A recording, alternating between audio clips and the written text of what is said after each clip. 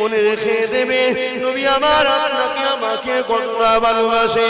আল্লাহ নবী যখন শিশুবেলায় দোলনা দিয়ে দুলতেছিলেন, আল্লাহ নবী চাচা হযরত আব্বাস রাদিয়াল্লাহু তাআলা থেকে রয়াত, আল্লাহ নবী যখন বড় হয়ে মদিনা নববী শরীফে তাশরীফ করছিলেন, হজ করতেছিলেন, এমন সময় নবী সাহাবারা দাঁড়িয়ে রয়েছে, হজ বসিয়া শুনতে লেগেছে।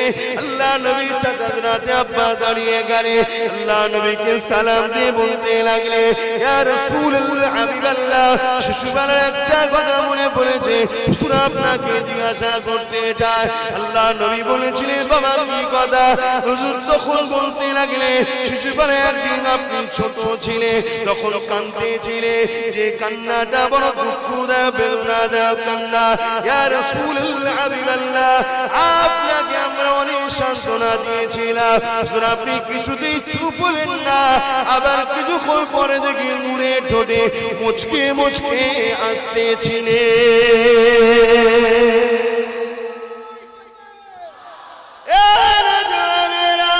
আল্লাহ নবীকে জিজ্ঞাসা করেন, ইয়া রাসূলুল্লাহ হাবিবাল্লাহ, এই হাসি কান্নার মধ্যে কি রহস্য রয়েছে? হুজুর কি কারণ আছে?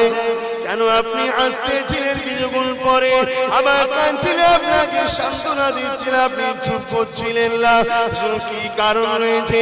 আল্লাহ নবী বলেছিলেন, এ বাচ্চারা, আমি যখন ছোটবেলায় শুনছিলাম, সকালে ৭০,০০০ ফারিস্তা সন্ধ্যা পর্যন্ত পাহারা দিত, এবং সন্ধ্যেবেলা ৭০,০০০ ফারিস্তা আমার খেদমতে আসতো, সকাল পর্যন্ত পাহারা দিত।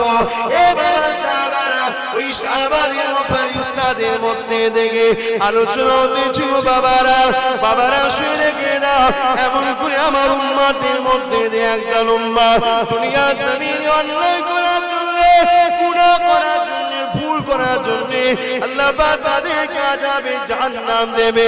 এই কথাটা শোনার সাথে সাথে আমি রাসূলুল্লাহ কাঁদতেছিলাম, যতক্ষণ পর্যন্ত খুশির খবর পেলাম ততক্ষণ পর্যন্ত কাঁদতেছিলাম। যখনই খুশির খবর পেলাম, আমার উম্মত উম্মতের মধ্যে দেখে যতই গুনাহ করে ফেলবো না কেন, আমি নবী আমার দরবারে এসে যদি আমার ওসিলা দিয়ে আল্লাহকে ক্ষমা চাইলাই, আল্লাহ পাক তাদের জীবনের গুনাহকে মাফ করে দেবে।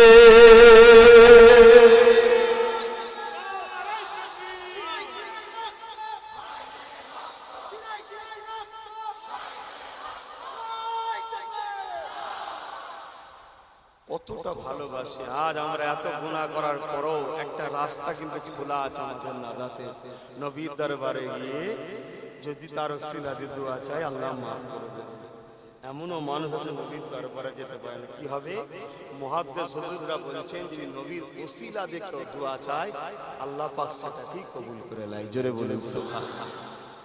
বাবারা, নওজওয়ানেরা, আমরা অর্থ খরচ করব যেখানে দুনিয়াতে নাম সুনাম হবে। দুনিয়াদারির নাম লাভ নয়, আখিরাতের কথা ভাবেন, কেননা নিঃশ্বাসে কোনো বিশ্বাস নাই।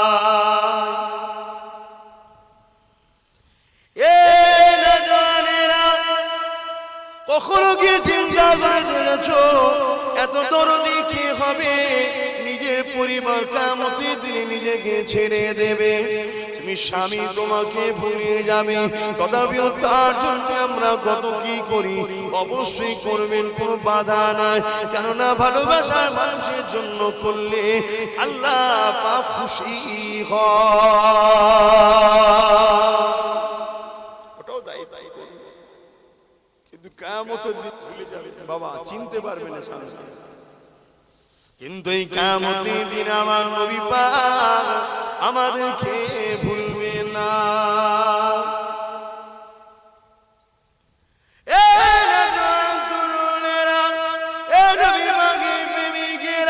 কঠিন ময়দানে মাশরে যেদিন মাঝে এক ব্যক্তি ইখতিলাফ করে আল্লাহ সূর্য নামিয়ে দেবে, ওই দিন জমিনটা লোহা পড়ে পড়ে যেমন লাল হয়ে যায়, জমিনটা ওই রকম লাল হয়ে যাবে, ওই জমিনে কেউ দাঁড়াতে পারবে না। বাবারা শুনে রেখে দাও, ওই জমিনে কি করে তুমি আমি দাঁড়াবো, কিন্তু এই জমিনে তোমার আমার কেউ আপন হবে না। আল্লাহ নবী জানিয়ে দিলে ওই দিনে ছেলে বাপের কাছে গেলে বাপ ছেলেকে চিনবে না, ছেলে বাপের কাছে গেলে বাপ ছেলেকে চিনবে না, ছেলে বাপকে চিনবে না, মা মেয়েকে চিনবে না, মেয়ে মাকে চিনবে না, কেউ কাউকে চিনবে না। এ মাসাবারা ওই দিনে কিন্তু আমি রাসূলুল্লাহকে আল্লাহ শাফাআতের তাজ পরিয়ে দেবে। আমি নবী আমার উম্মত উম্মতীদের জন্য শাফাআত করব। বাবারা মনে রেখে দিও, কিয়ামতের দিন এত কঠিন দিন হবে, ওই দিনে নবী আমার তোমার আমার কাজে লাগবে।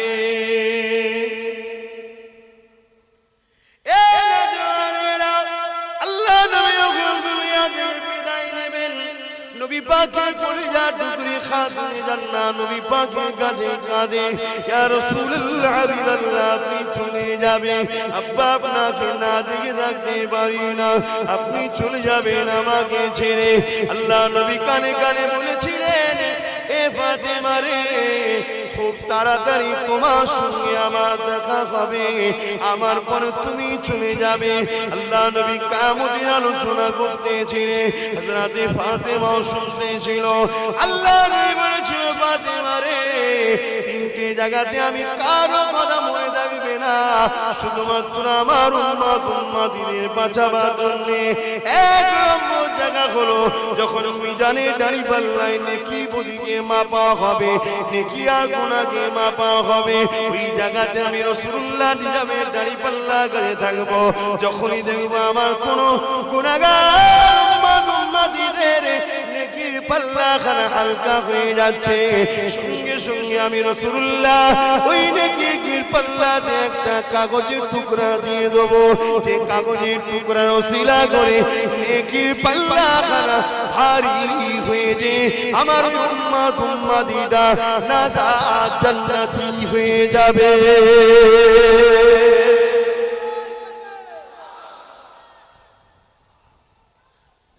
আজকে যে রাসূল আমাদের জন্য কত চিন্তা করে, আমাদের যখন নেকির পাল্লা হালকা রাসূল যাতে ভারী হয় সেই ব্যবস্থা করে দিচ্ছে।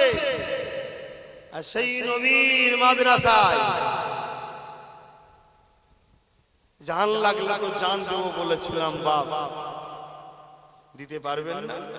10,000 করে বেশি হয়ে গেছে। কারা কারা 5,000 করে টাকা দিতে পারবেন একটু হাত তুলে দেখান। একটু হাতটা গুনেলি, তারপরে জলসা করি, আপনারা নামটা লিখিয়ে দেবেন। 1 2 কই 3 5,000 করে, 4টে 5টা আর কই যারা হাত তুলেছেন লিখে দেন, 5টা গুনে লিখি। নতুন করে কি হাত তুলছে? 5টা হয়েছে, কই 6টা 7টা 7টা হয়েছে, বলেন না। 8 নম্বরে কে দেবে? তুমি তো একবার দিয়েছো, রাখো। বলেন 8টা হয়েছে। 9 নম্বরে কে হাত তুলবেন যে আমি রাসূলের প্রেমে আমি 5,000 টাকা দেবো? এখন না দিতে পারি 6 মাস পরে, 6 মাস পরে নয়, সামনে বছর ইসালে সাহেবের বাৎসরিক জলসার আগে থেকে বলুন 8 নম্বরে কে দেবে? রাসূলের প্রেমে ভালোবাসায় হাত তুলে বলুন কে দেবে?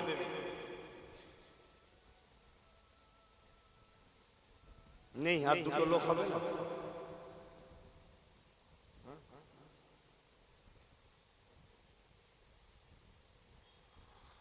মাশাআল্লাহ। আরেকবার প্রথম থেকে হাতগুলো গুনেলি, একবার হাত তুলে কারা কারা বলেছিলেন 5,000 করে দেবো?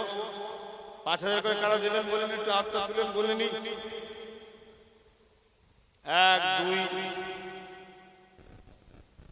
3 4 5 6 7 8 9 10 11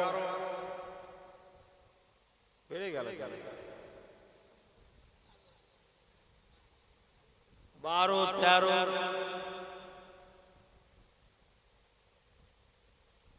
13টা হয়ে গেল। আমি 10টার মধ্যে রাখতে চেয়েছিলাম, 13টা হয়ে গেল। আচ্ছা আর দুজন দিয়ে কমসে কম 15টা করে রাউন্ড ফিগারে আনে। এই দুজনের কে প্রথম হাত তুলে দেখি, এই দুজনের প্রথম কে হাত তুলে দেখি, আল্লাহ কবুল করেন। পাবেন ভাই, যদি বিশ্বাস রাখেন একটা টাকা আপনি দানের বৃথা যাবে না, সব পাবেন। দুনিয়ায় যদি আপনার জন্য ভালো হয় আল্লাহ দেবে, আখেরাতে সব আল্লাহ জমা করছে। আব্বাস সিদ্দিক অতটা পাগল নয়, মেহনত করা, বুক ফাটিয়ে চিল্লে মুখ দিয়ে রক্ত উঠে যাবে, এত কষ্ট হয় অজ করতে না, আবার বুক যন্ত্রণা করে। আমি তো আস্তে আস্তে কথা বলতে পারি, এই যে অজ করছি ফ্রি, যে অন্য জায়গায় চিল্লায় টাকা পাই না চিল্লায়, এখানে ফ্রি, তাও অজ করছি শুধু নবীর ঘরের জন্য। হজ করতে করতে মাথায় লাগছে, তাও বলছি দুটো কথা আস্তে আস্তে বল, দেবে দেবে না দেবে না দেবে। লোকের পকেট থেকে টাকা বার করা আজকের দিন অত সহজ নয়। হ্যাঁ বেরোই, গানে বেরোই, যাত্রা বেরোই, ফাংশনে বেরোই, বিহা আপনায় বেরোই, সুদে বেরোই, ঘুষে বেরোই, হারাম রাস্তায়। কথা বুঝে আসছে না? কেন হযরতে মুসা আলাইহিস সালাম জিজ্ঞেস করেছিলেন আল্লাহকে, আল্লাহ আপনি যখন রেগে যান কি করেন? আল্লাহ বলেন আমি দুটো কাজ করি, এক হচ্ছে জালিম মূর্খকে নেতা বানাই, আর হচ্ছে কুঞ্জুসের হাতে টাকা টাকা। কথা বুঝছেন না? আজকে সেই জায়গায় এরপরও এই ওয়াজটা অন্য জায়গায় করলে 30,000 একদম খোলাখুলি, আমি ঢেকে ঢুকে কথা বলবো, তো মেহনত করে টাকা লিখতেও দরদ করে টাকা দেয়নি, না ওয়াজ করতে পারলে টাকা দেবে নাকি? কিসের মুড়ি সব বুঝিয়ে দেওয়া, চিল্লাই বুক ফাটাই, আবার পরে বুক যন্ত্রণা করে, গাড়িতে বসে সিটে হালান দিয়ে লম্বা লম্বা নিঃশ্বাস কেমন এই হাতে রাখা যাবে, তারপরে লক্ষ্য। সহজ না, যে যা ভাবে ভাগ্য যাক, আমি আমার স্টাইলে চলি, আমার আল্লাহ আমার রাসূল যথেষ্ট। কিন্তু আজ এখানে চিল্লাতে এসেছি নবীর মাদ্রাসা, তাহলে এই টাকাটা আমারও তো দেওয়া হচ্ছে, ঠিক না বেটি? 30,000 টাকাটা আমারও দেওয়া হচ্ছে, ফ্রি ফ্রি মেহনত শরীর খাটা। আজকে আপনাদের কাছে আমি 5,000 করে টাকা চেয়েছি, 13 জন দিয়েছেন, আর একটা আর দুটো মানুষের কাছে আশা করেছি 15টা হবে। একটা শেষকে হাত তুলবে, এই দুজনের মধ্যে প্রথম কে হাত তুলবে? কে? একটা, দুটো, তিনটে, কি আর একটা হাত তুলেছিল? চারটে, ওটা প্রথম হাত তুলেছে। একটা, দুটো, তিনটে, চারটে। ভাববেন হুজুর দেখেছিলেন তো বলেন না কেন? নবীর জন্য বলি, 5,000 টাকা বাড়লে নবীর ঘরের ছেলেগুলো খাবে, নবীর মাদ্রাসার উন্নতি হবে। আমার বাপের জন্য বলি, আমার রসুলের জন্য ফতোয়া দেবে নাকি? হ্যাঁ আবার যে কটা হলো? কে কে হাত তুললেন? নতুন করে আরেকবার হাত তুললেন, প্রথম কোনো বাদ দেন। নতুন করে যারা হাত তুললেন, কজন হাত তুললেন জানেন? আর বলবেন হুজুর দুটো হয়ে গেছে, তুলবো না, যেন হাত না হবে না, তুলে ফেলেছেন যখন আল্লাহ থেকে দিয়েছে। বলেন কে কে হাত তুললেন? একটা, দুটো, তিনটে, চারটে, পাঁচটা, 13 5 কত গো? 18। মনের মধ্যে হচ্ছিল 20টা হলো খুব ভালো। হ্যাঁ হবে ইনশাআল্লাহ। 20টা না দিলে আমি আজকে কি বলে এই জায়গার নাম কি বললো, ছেড়ে যাবো, 20টা দিতেই হবে। এটা মনের মধ্যে হচ্ছিল, ওটা 10টা, এটা ডবল 20টা বলুন ইনশাআল্লাহ। দেখি তাকবীর দিয়ে ভাইকে কষ্ট দেবে না। সর্বপ্রথম আর দুটো বেশি নেব না, আর এটাকে চোখ লুকাবো না, একদম ডাইরেক্ট যাকে দেখতে পাবো তার কথাই বলে দেবো। তাকবীর দিয়ে নারে দিবে, নারে দিবে। দাতা গো, দাতা গো, নবী পাকের মাদ্রাসার দাতা গো, বল্লভপুর হাফিজা কুরআনিয়া মাদ্রাসার বাস্তরি সালি সওয়াব সামিন হযরত গো, নারে দিবে।